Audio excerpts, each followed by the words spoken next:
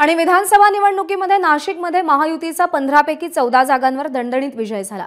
नांदगावमधून सुहास कांदे 90,000च्या फरकाने निवडून आल्यानंतर आता सुहास कांदे यांचा नाशिक जिल्ह्याचे भावी पालकमंत्री असा बॅनर लावण्यात आलाय। नाशिक जिल्ह्याचे पालकमंत्री पदासाठी मंत्री छगन भुजबळ यांचं नाव देखील अग्रस्थानी असून भुजबळांना शह देण्यासाठी कांदे समर्थकांकडून सुहास कांदे यांचा भावी पालकमंत्री असा बॅनर लावला असल्याची चर्चा सध्या नाशिकमध्ये सुरू आहे। याचा आढावा घेतला शुभम बोडके यांनी। महाराष्ट्र विधानसभेचा निकाल लागून 8 दिवस उलटून गेले तरी देखील राज्यात अद्यापही सरकार बसलेले नाहीये।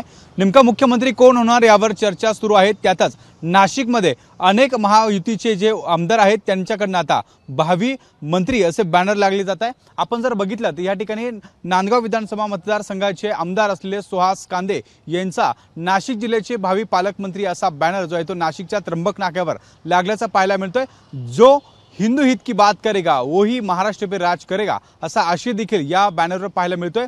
यंदा विधानसभा निवडणुकीचे निकाल जे आहेत ते मोठ्या प्रमाणात महायुतीच्या आमदारांसाठी महत्त्वाचे ठरले आहेत। नांदगावमध्ये देखील मोठी लढत मानली जात होती। समीर भुजबळ आणि सुहास कांदे यांच्यामध्ये ही लढत झालेली होती। भुजबळ विरुद्ध कांदे हा संघर्ष महायुतीत असताना देखील पाहायला मिळाला होता।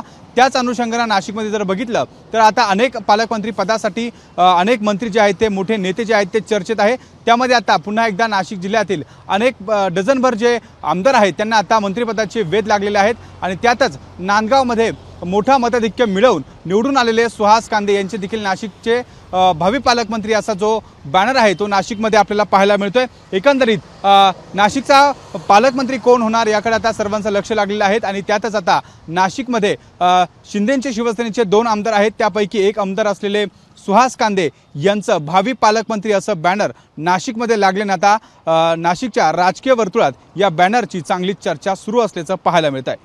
कॅमेरामन मयूर बारगजेसह शुभम बोडके, एबीपी माझा, नाशिक। एबीपी माझा, उघडा डोळे बघा नीट।